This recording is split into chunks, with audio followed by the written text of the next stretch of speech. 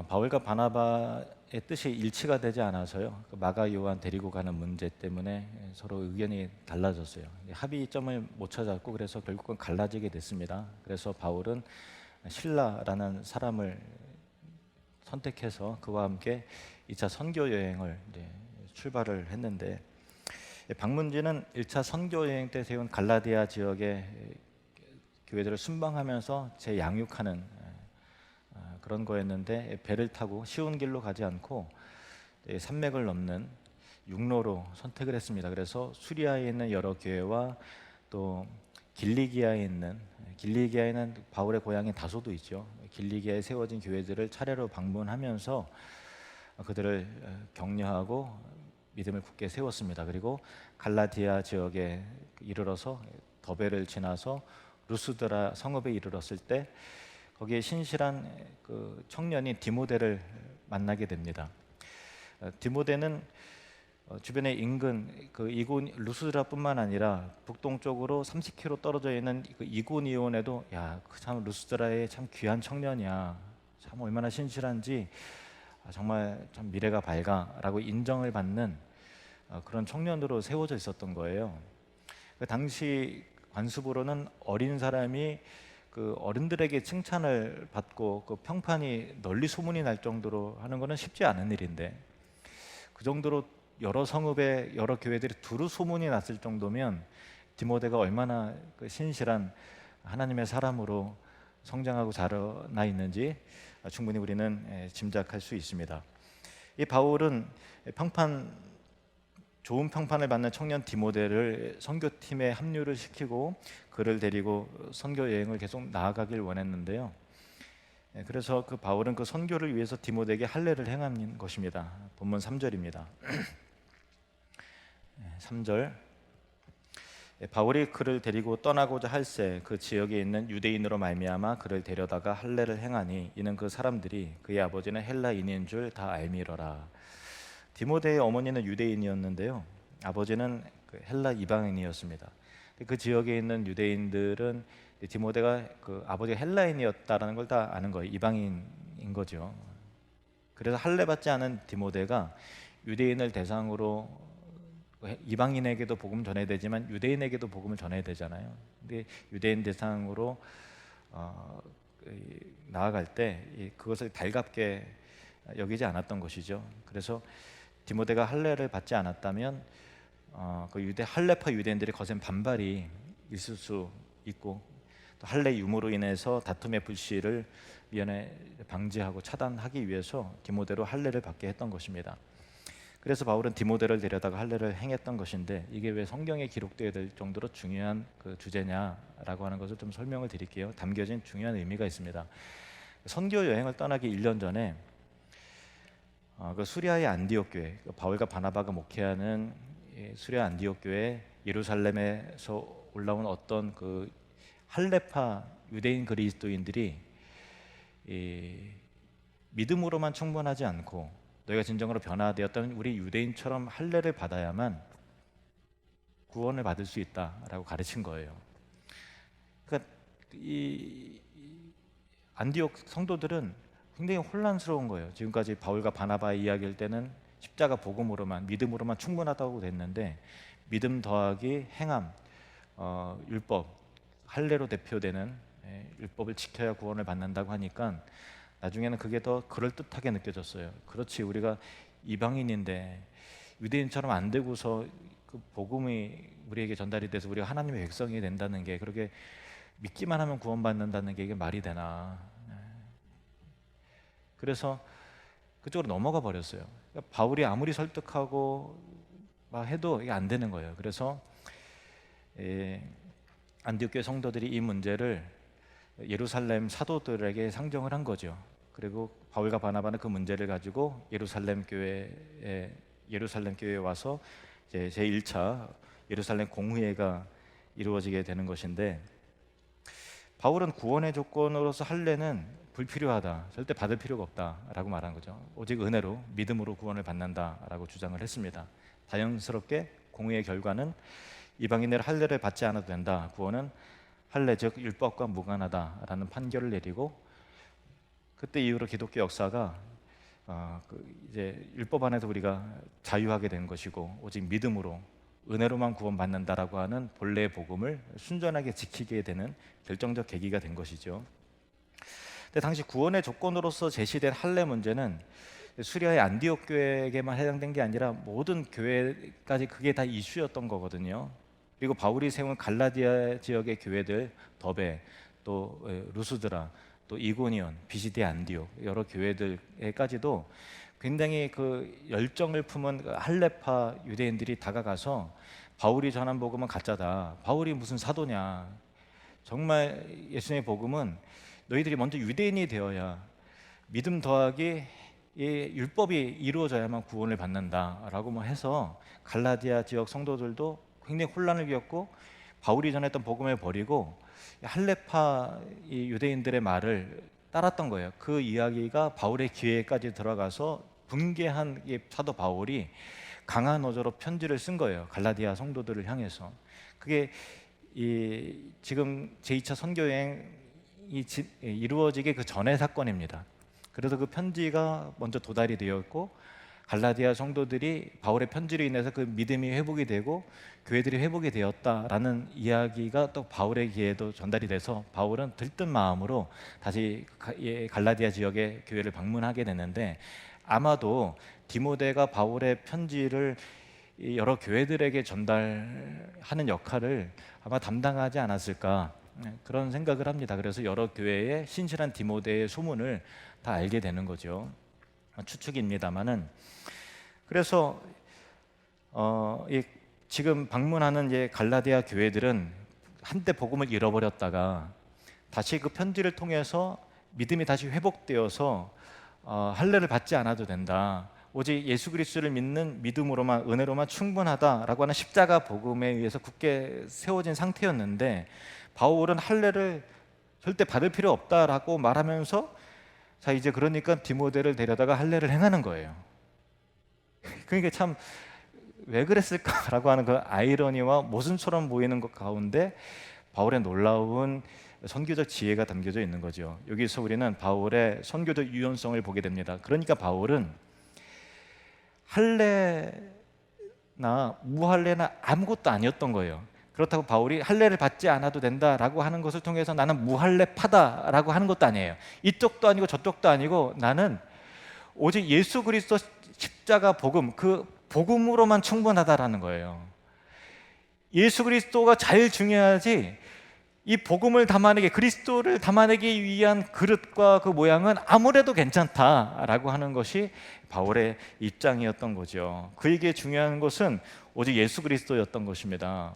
우리가 이 부분을 꼭 우리 마음에 새겨야 돼요. 한번 따라해 보겠습니다. 우리에게 가장 중요한 것은 예수 그리스도입니다. 아멘. 예수님의 복음을 효과적으로 전파해서 한 사람이라도 더 구원하기 위해서 바울은 복음을 담아내는 그릇을 상황에 맞게 바꾸고 또 복음을 대하는 사람들의 마음에 거리낌과 또 감정적으로 이렇게 뭔가 맞지 않다면 얼마든지 그들에게 맞출 준비가 되어 있었다라는 거예요. 이것이 디모데의 할례의 의미였습니다. 이로 인해 디모데는 아버지가 헬라인이었기 때문에 헬라인에게 다가갈 수 있는 언어와 문화와 정서를 갖추었고 또 유대인에게도 거리낌 없이 다가갈 수 있는 길을 열어놓은 거죠. 유대인들은 저 사람 할례 받았나 안 받았나 이게 굉장히 그게 그 사람들이 중요하거든요. 그래서 남자들이 이제 화장실 가면 이렇게 근데 유대인들은 이렇게 막 이렇게 훔쳐보고 그랬나 봐요. 내가 이 사람과 같이 해도 될 사람인가 더러운 사람인가 아닌가가 유대인들에게 그게 그렇게 중요했던 거예요. 그래서 그들의 수준에 맞춰서 복음이 중요하니까 할례나 무할례나 우리는 아무것도 아니다 오직 예수만 중요하다 그러니 너 할례 받아라 그렇게 했던 거죠. 그래서 할례 받지를 받음을 통해서 복음 전파가 방해받지 않도록 그렇게 유연성 있게 한 것이죠. 바울이 보여주었던 선교적 유연성, 복음을 들어야 할 사람들의 수준에서 그들의 정서와 문화를 고려해서 복음이 방해받지 않도록 하게 하는 선교적 유연성을 교회는 닮아야 되는 것입니다.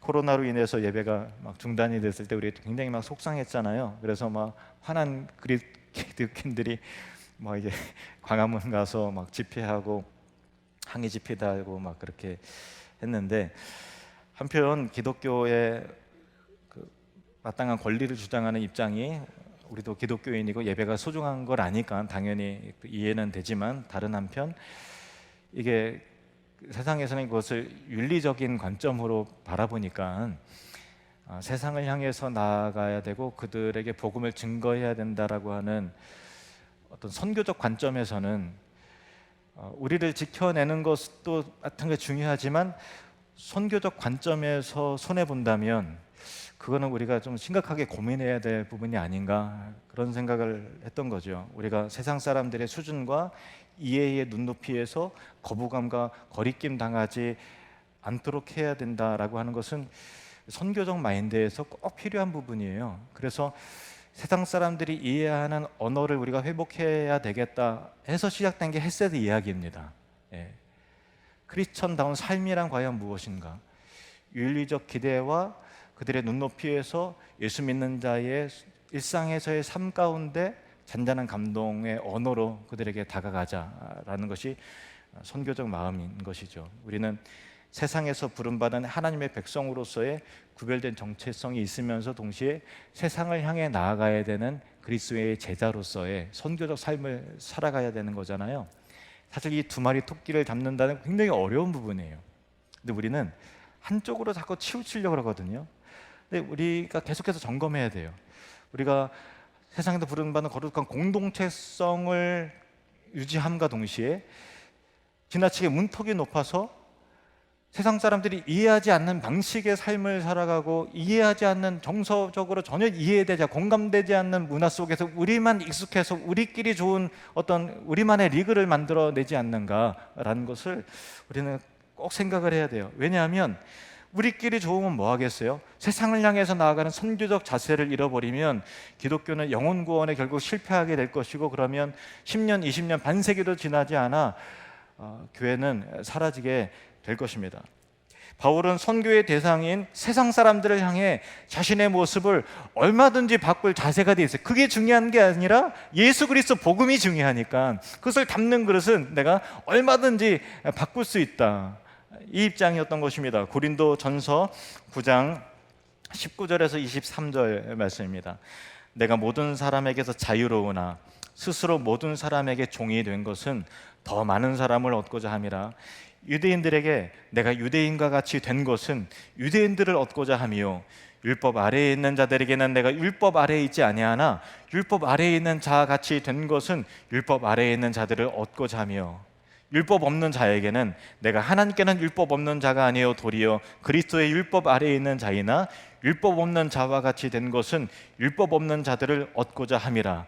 약한 자들에게 내가 약한 자와 같이 된 것은 약한 자들을 얻고자 함이요, 내가 여러 사람에게 여러 모습이 된 것은 아무쪼록 몇 사람이라도 구원하고자 함이니. 23절 같이 읽으시겠습니다. 시작.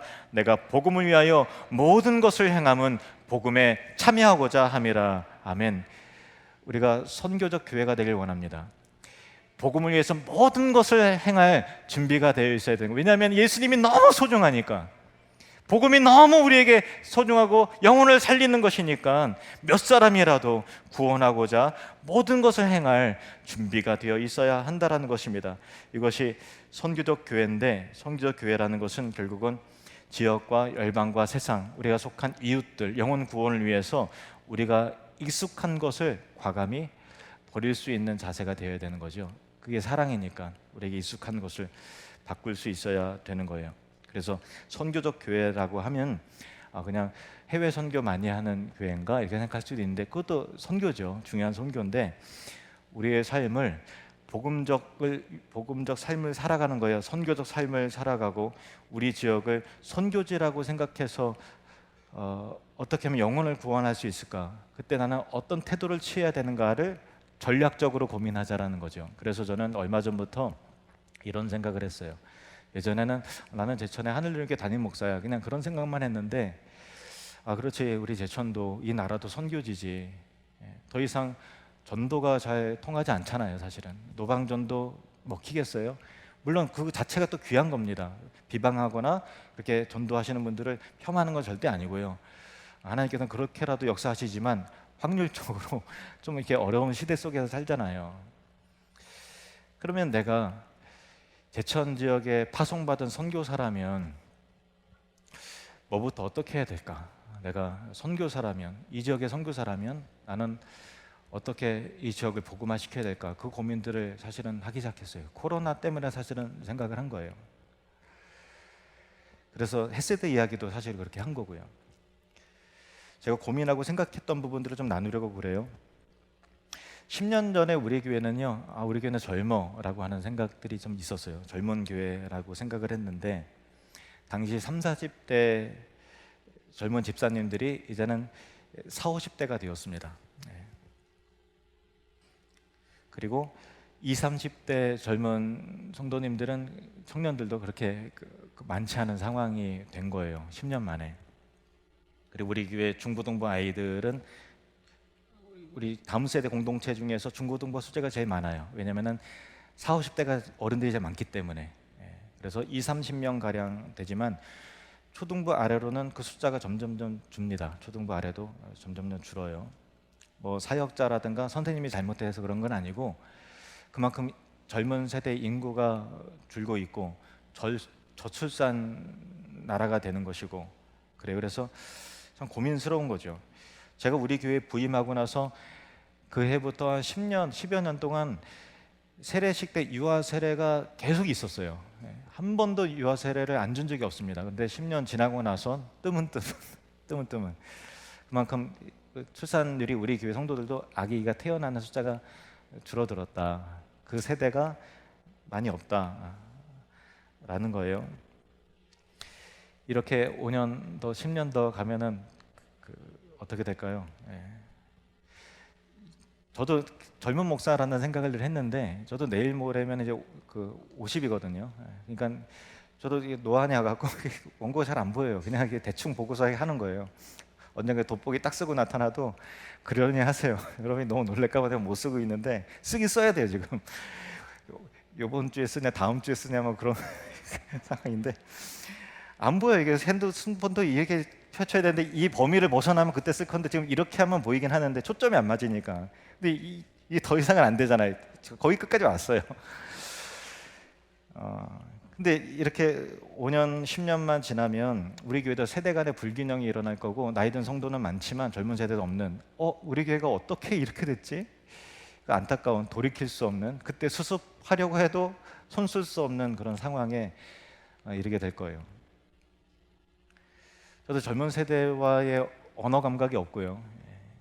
이 부분이 걱정이 돼서 온라인으로 줌으로 지난해 파도와 이제 성경 공부를 하면서 젊은 집사님들을 이제 매주마다 만나면서 어느 날 이런 얘기를 했어요. 어떻게 하면 우리 교회가 젊은 세대들에게 호감이 갈 수 있고 또 젊은 세대에게 어필이 될 수 있고 젊은 세대가 찾아오고 싶은 교회가 될 수 있을까?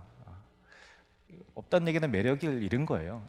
솔직히 말하면 인구도 줄었지만 줄었기 때문에 그런 거다라고 위안을 삼고 싶지만 사실은 매력적일까라고 할 때 우리는 의문을 품어야 된다라는 거죠. 그래서 좀 물었어요. 그때 여러 가지 대답들이 나왔고 어떤 집사님은 대신방을 하는데 부부간에 이제 엄청 상의하고 공유를 했나 봐요. A4 용지에다가 첫째, 둘째, 셋째, 넷째 이렇게 쭉 적었어요. 굉장히 공감이 되더라고요. 그 중에 하나는 이 앞에 도로가 이미 차량이 많이 지나간다는 거예요. 근데 우리가 교회 앞은 차량이 별로 안 지나가고 사람만 좀 지나가고 그래서 계속 출퇴근을 하는데 많이 지나가는데 그 차량들이 우리 교회를 인지할 수 있도록 교회를 표시하는 간판이 있었으면 좋겠다 그렇게 얘기를 했어요. 전 미처 생각 못했어요. 그래서 요즘 세대 사람들에게 먹힐 수 있는 정서적으로 어필할 수 있는 세련된 간판을 제작을 했습니다. 아마 이번 주에 달 건데 그냥 뭐 다른 교회 간판이랑 좀 달라요. 이 교회 괜찮은데 느낌으로 고급스럽게 달 거예요. 그렇게 할 거고요. 또 한 가지는 교회 인스타그램이 있었으면 좋겠다라는 거예요. 요즘 세대 사람들은 홈페이지 검색을 안 한다는 거예요. 홈페이지 안 봐요. 유튜브와 인스타로 다 집중이 되어 있는 거죠. 그래서 인스타에서 검색이 안 되면 우리 10년 전에 교회 홈페이지 없는 거랑 비슷한 느낌인 거예요. 맛집은 뭐고 무슨 정보고 교회는 어디고 다 인스타를 다 해야 하는 거예요. 저는 SNS가 익숙하지 않고 싫어요. 저는 이제 왜 싫은가 하면은 너무 시간을 낭비하게 되고 다른 사람의 댓글에 내가 좀 이렇게 계속 반응해야 되고 또 본의 아니게 또 다른 사람의 일상을 왠지 그냥 보는 건데 훔쳐본 느낌이 막 들어가고 저는 그게 정서적으로 안 맞거든요. 그래서 페이스북하고 인스타 계정은 있지만 활동을 안 해요. 안 하는데 이 시대의 사람들의 언어 습관과 소통의 방식과 자기를 표현하는 방식이 그거라면 내가 싫어도 해야 되겠다라는 생각이 들었어요. 이게 선교다라는 마음이 든 거예요. 저는 그게 선교예요. 그래서 우리 교회 인스타를 본격적으로 하기 전에 내가 먼저 인스타그램을 배워야 되니까 제 계정을 두 주 전에 이게 만들어서 사진 올려서 사진 통해서 어떤 그리스도의 향기와 하나님의 이 세상을 바라보는 하나님의 시선을 좀 복음의 언어로 좀 표현하면 좋을 것 같아서 시작을 했습니다. 여러분 혹시 인스타 하시면 저희 팔로우 하시고 하트 눌러주세요. 진짜 그게 중요해요. 왜냐하면 저는 선교 때문에 그러는 거예요. 그게 저 뭐 자랑하려고 그런 게 전혀 아니고 인스타가 해보니까 며칠 되지도 않았는데 이제 그 팔로워가 한 60명 정도 생겼는데 이게 노출이 되는 거예요. 그러니까 교회를 알리려고 하지 않아도 여러분이 교회에 좋아하는 사진들, 행복해 보이는 사진도 올리고 교회 여러 가지 뭐 우리 단기 선교 갔다 오잖아요. 그러면 우리 성도끼만 공유하는데 인스타에 단기 선교의 사진이 올라가면 제천 지역에 있는 사람들이 이 교회는 코로나 기간에 교회를 2개나 세웠네라는 거를 그냥 보는 거예요. 여러분의 주변에 있는 사람들이. 그러니까 여러분이 일부러 교회 다녀야 될 말하지 않아도 여러분의 인스타를 통해서 여러분이 참여하는 교회가 어떤 교회인지 이 지역에 알려지게 되는 거죠. 친구 신청하고 하트 누르고 댓글 달고 하면 관계된 사람들이 아니니까. 그러니까 제천 지역의 사람들이 보고 싶지 않아도 우리 교회가 어떻게 들어가네, 주일학교는 어떻고 할 때 그들이 느끼는 게 있을 것 같아요. 아, 예수 믿는 사람의 얼굴이 이런 거구나. 예수 믿는 자들의 일상과 교회와 삶은 이런 거구나라는 것이 되면 저는 이 시대의 가장 강력한 전도지가요, 종이 전도지가 아니라 우리의 삶이라고 생각합니다. 여러분의 얼굴이 천국의 얼굴이어야 돼요. 우리 안에 예수를 만난 흔적이 있고 그 은혜 가운데 감사와 기쁨과 찬송이 있는 거예요. 그거를 이 세상의 언어와 도구로 전달하는 것이 바울의 마음이고 우리가 이 시대에서 우리가 붙잡아야 될 일이라고 생각을 합니다. 저 스스로도 좀 어렵고 낯설지만 조금 시도하고 변화하려고 하는 게 있어요. 여러분이 예민하신 분들은 눈치를 채셨는지 모르겠는데요. 설교 제목하고 구성도 조금 바꿨어요. 그전에는 그냥 무조건 말씀 중심 이렇게 해갖고 헷세드 이야기 전에는 제목을 이런 식으로 했죠. 바울이 신라와 선교 여행을 가다 루스드라에서 디모데를 만나다 해서 그 제목으로 사도행전의 흐름을 아는데 그게 뭐 성경을 모르는 사람이 기독교에 관심 없는 사람이 그 제목에 뭐 호감을 두겠어요. 우리나 이렇게 선교 흐름이 이렇게 가나 이렇게 생각을 하지. 그래서 눈높이 좀 낮췄어요. 그래서 지난주 설교 제목은 믿음의 좋은 모델이 되십시오. 제가 목회하면서 처음 이런 제목을 처음 달아서 저도 낯설었어요. 그래서 여러분은 제 아내한테 몇 번에 이거 할까 말까 하다가 해야 된다고, 나를 바꿔야 된다고 그래갖고 용기를 내서 한 거예요. 별거 아닌데 저한테는 힘든 일이었어요. 그리고 이번 주 설교 제목도 선교적 유연성 있는 교회라는 제목으로 했습니다. 그전 스타일이 설교에 그냥 성경 얘기만 하는 게 여러분들 가운데서는 그게 더 선호하시는 성도님들이 많이 있으실 거예요. 그래서 다른 얘기를 더 많이 하지 이런 생각도 하실 것 같은데 저는 선교적으로 해야 되겠다. 오늘날 초신자들이나 오늘날 여러분의 삶 가운데 현실을 고민하며 살아가는 성도들을 위해서 이제는 하나님 말씀과 함께 이 말씀을 통해서 우리가 어떻게 이 세상을 살아가야 되는지 그것을 같이 좀 고민하면서 나누고 우리 일상의 삶에 진리의 말씀으로 답을 찾아가는 그런 예배면 좋겠다, 그런 생각을 했습니다. 이제 1년 조금 더 지나면 김동욱 장로님 비롯해서 1세대 장로님들이 은퇴를 하는데요. 그리고 교회 새로운 리더들이 하나님께서 허락하시면 또 합류하겠죠. 근데 여러분, 구성원들이 젊어진다고 교회가 젊어지는 것 절대 아니에요. 저도 벌써 50을 바라보고 있는데 우리 애들하고 소통이 어려워요. 우리 애들이 막 말을 하면은 게임 용어 막 섞어서 말하기 때문에 무슨 말인지 모르겠어요. 그래서 몇 번이고 뭐라고 그리고 소통 방식이 달라요. 예. 충분히 설명하지 않고 결론만 딱 얘기하기 때문에 알아듣기 힘들거든요. 하지만 우리가 젊은 세대를 품기 위해서 이 소중한 복음과 하나님의 말씀을 그들에게 가르치기 위해서 생각의 전환을 해야 되는데, 진리의 말씀을, 소중한 우리 개혁교회의 전통을, 교리를, 하나님의 말씀을 그들이 이해할 수 있는 소통의 언어로 표현을 하는 것이 중요하죠. 왜냐하면 복음이 너무 소중하기 때문에. 그래서 이 그릇을 잘 안 바꾸면 복음의 내용도 훼손이 됩니다. 왜냐하면 복음은 우리에게만 복음이면 그건 복음이 아니에요. 믿지 않는 사람을 살리는 복음이라야 복음인 거잖아요. 저는 우리가 죽어가는 영혼을 살리고 제천 지역에 거룩한 운동이 일어나게 하는 복음적 교회가 되기를 원합니다. 마태복음 9장 17절 말씀 함께 읽겠습니다.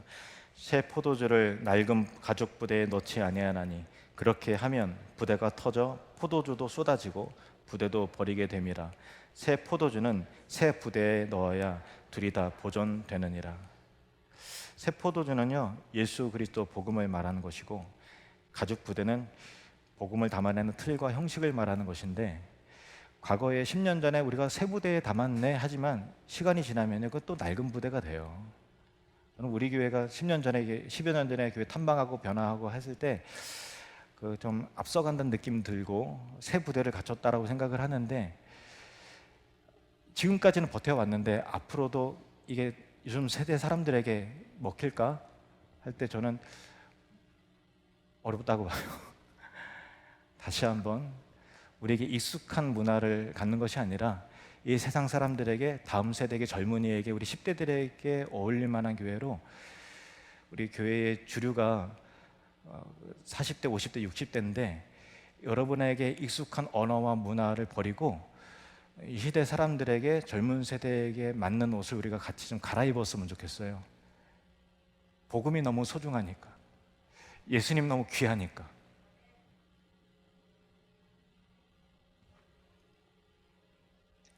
여러분이 만일 교회의 리더가 되길 원하고 또 소그룹 리더가 되길 원한다면은 뭘 잘하셔야 되는가 하면요, 소위 꼰대가 되면 안 돼요. 저도 사실은 그런 면이 있는데 제가 잘하기 때문에 말씀드린 게 아니라 우리가 잘하자라는 그런 건데, 다시 말하면요, 많은 말이 그 사람을 바꾸는 게 아니거든요.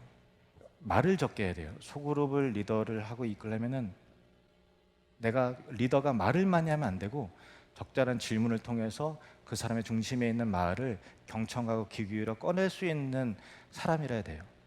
그 연습해야 돼요. 그냥 이렇게 직분 받고 뭐 이렇게 했다고 자동으로 젊은이들이 오겠거니 아니에요. 젊은이들에 맞는 감각과 디자인하고 홈페이지 바꾼다고 젊은이 오겠어요? 언어가 다른데. 그들에게 안 맞는 신호를 우리가 계속 보내고 있는데 그들에게 마음 가운데 공감이 되겠느냐, 그거예요. 왜냐하면 그들의 언어 방식을, 소통 방식을 취해야 돼요. 그게 어려워요. 저도 어렵지만 그거를 해낼 줄 알아요. 그게 교회 문화를 바꾸는 게 쉬운 게 아닌데, 우리 교사들이나 우리 리더들이 시대적인 언어를, 소통 방식을 좀 배워가길 원합니다. 일방적 소통이 아니라 듣고 경청하고 격려하고 질문하고. 바울이 디모데에게 할례를 행한 것은 유대인들에게 복음을 효과적으로 전하기 위한 선교적 유연성이었고, 그들의 정서와 문화에 걸림이 되어서 싸움에 말려들지 않게 하려고 하는 지혜로운 전략이었던 것입니다. 그 결과 어떻게 됐느냐? 4절 5절 말씀, 4절 5절 시작. 여러 성으로 다녀갈 때에 예루살렘에 있는 사도와 장로들이 작정한 규례를 그들에게 주어 지키게 하니 이에 여러 교회가 믿음이 더 굳건해지고 수가 날마다 늘어가니라. 아멘. 복음 전하는데 걸림이 없었어요. 그리고 교회들마다 이 사도와 장로들이 작정한 규례, 예루살렘 공의회 때 가결된 그 내용을 편지를 가지고 선포하고 읽어주는 거예요. 그리고 그 내용을 풀어서 설명하고 복음을 전해줬을 때 그들 마음 가운데 은혜가 임했고 믿음이 더 굳건해지고 양쪽으로 더 수가 많아졌다라는 거예요. 이게 뭘 의미하냐면은 예루살렘 공의회 때 작정한 규례가 뭐죠? 여러분 기억하십니까? 장로 야고보가 선언한 내용은 구원은 오직 예수 그리스도를 믿는 믿음으로 받는 것이니 더 이상 유대인들은 이방인들을 향해서 할례를 하라고 그만 말하고 이방인들을 괴롭게 하지 말아라. 예수 그리스도 한 분으로 복음으로 은혜로 믿음으로 충분하다라는 거예요. 그러면서 이방인들을 향해서 이 할례 문제는 그렇다더라도 이방인들의 정서와 문화와 또 종교성을 고려를 해서 이방인들이요 우상과 관련된 더러운 것을 먹지 말고 음행을 피해서 유대인들에게 걸림이 되지 않도록 유대인들도 구원받아야 되지 않느냐, 유대인들도 선교 대상이다라는 거예요. 그래서 이미 그리스도인 자들이 유대인들의 문화에 걸림이 되지 않도록 그들이 정서를 잘 고려를 해줘서 이런 거를 피해라, 그 얘기예요. 다시 말해서 복음의 내용을 온전히 보존하여 지킴과 동시에 유대인의 구원을 위해서 그들의 정서와 문화를 어느 정도 수용해 달라는 거죠. 다시 풀어서 말하면 복음의 핵심은 반드시 간직하되 그것을 담는 그릇은 우리의 삶과 언어와 문화는 사람들에게 거리낌이 없도록 하라는 것입니다. 바울과 실라는 이와 같은 예루살렘 공의회 공문을 전달하고 다시 한번 복음으로 그들을 견고히 할 때에 교회들마다 믿음이 더 굳건해지고 수가 날마다 늘어갔다고 했습니다. 5절입니다. 이에 여러 교회가 믿음이 더 굳건해지고 수가 날마다 늘어가니라. 십자가 복음이 다시 한번 강조되고 선포되어지자 질적인 성장과 양적인 성장이 동시에 이루어졌다라는 것입니다. 여러분 축복합니다. 그래 믿음으로 선포합시다. 우리 교회도 반드시 이렇게 될 것입니다. 이 시대의 사람들 그리고 젊은 세대들 제천 지역의 사람들에게 우리가 다가가는 교회가 되기를 원합니다. 예수 그리스도의 복음을 가장 효과적으로 전하는 선교적 전략이 있는 그런 교회로 다시 한번 우리가 거듭나기를 바랍니다. 새 옷을 입길 원합니다. 새 옷을 입으십시다. 기도하겠습니다.